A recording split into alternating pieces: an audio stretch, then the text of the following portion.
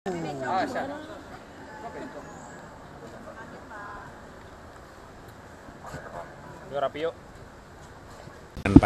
SBY insya Allah.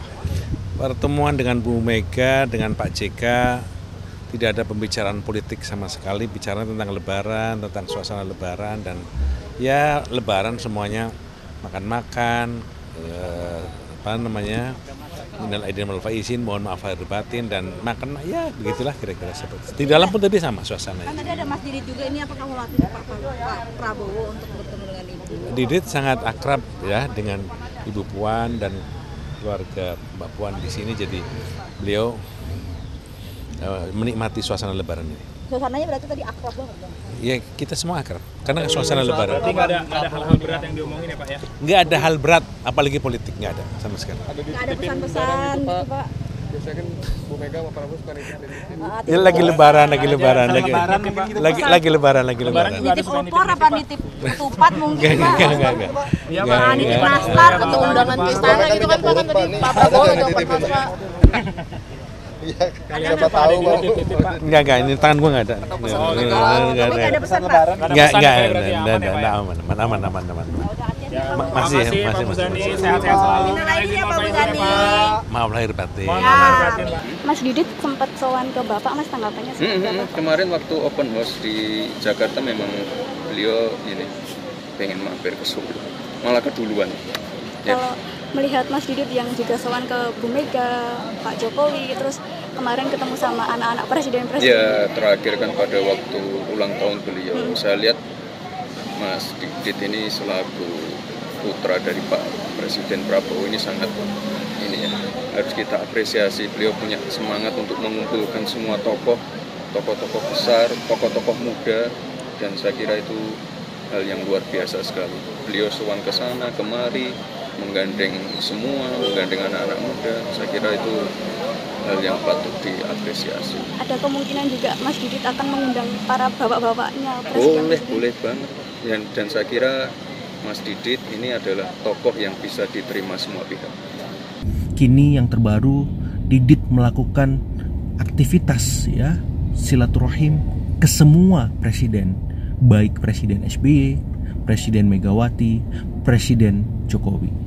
Saya kira ikhtiar beliau patut diapresiasi karena secara personal mampu mengokohkan citra barunya sebagai anak presiden setelah citra lamanya sebagai cucu ya Presiden Soeharto semacam itu, untuk memastikan bahwa upaya sang ayah Presiden Prabowo untuk mempersatukan para presiden tadi semakin mudah, semakin cepat, karena Didit mampu membuat jembatan-jembatan politik baru, jalan-jalan politik baru yang berbeda dari yang dilakukan ayahnya.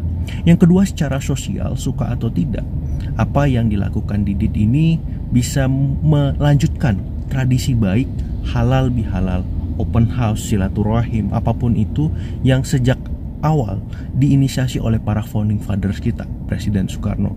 Supaya apa? Kohesi sosial, kohesi politik di tengah masyarakat, di tengah elit kita semakin baik, terlepas ada perbedaan pendapat, ada hal-hal yang memang belum disepakati terkait soal apapun itu, kebijakan, soal masalah-masalah kebangsaan lainnya. Minimal dengan aktivitas-aktivitas ya, komunikasi yang intensif, apakah itu momen-momen lebaran semacam ini, momen-momen kebangsaan lain, ya, tidak ada kesalahpahaman, timbul pemahaman, pengertian kolektif yang solid, yang kokoh untuk memastikan ya apapun tantangan yang dihadapi bangsa ini bisa kita lewati terlepas perbedaan apapun yang timbul, karena konsensus, titik temu, dan kompromi menjadi jalan yang bisa memperkuat, membesarkan bangsa ini ke depan. Terima kasih. Ya, saya kira itu bentuk dari silaturahmi ya antara keluarga Pak Prabowo dengan keluarga Ibu Megawati Soekarno Putri, karena Bu Mega berulang-ulang mengatakan bahwa hubungan pribadi antara Ibu Mega dan Pak Prabowo itu sangat baik sejak dulu hingga sekarang begitu, dan itu dibuktikan dengan silaturahmi Pak Didit hari ini ke kediaman beliau. Dan saya kira silaturahmi antara Ibu Mega dan Pak Prabowo itu hanya tinggal menunggu waktu saja. Mas, Ya, saya kira gitu ya. Itu udah kenal lama sama Bu Mega. Oh, ya, Mas? sudah sangat kenal lama Ibu Mega dengan keluarga Pak Prabowo ya, dan Mas Didit juga bersahabat baik dengan Mbak Pinka, cucu Bu Mega, putra Mbak Puan Maharani.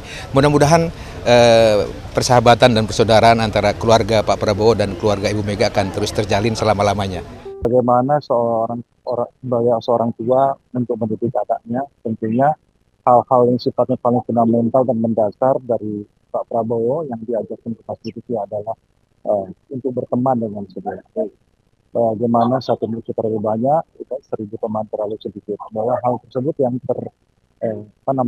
termanifestasi ke dalam beberapa kejadian, beberapa event-event jauh ya, tanggal 23 Maret kemarin ketika Mas Didit merayakan ulang tahunnya, acara yang mungkin cukup monumental ya, karena belum pernah terjadi, seluruh anak mantan presiden datang semua ke acara tersebut dan sama-sama terlepas daripada perbedaan pandangan politik apapun dari masing-masing pihak, dan juga mungkin kita bisa dibalik itu. Tapi dari situ kita bisa melihat bahwa Pak Prabowo telah mengajarkan kepada Mas Didit bahwa pentingnya suatu komunikasi yang baik, persatuan, dan juga momen Lebaran ini menjadikan sarana buat Mas Didit ya, untuk menyampaikan pesan dari pihak keluarga Pak Prabowo untuk bersilaturahmi.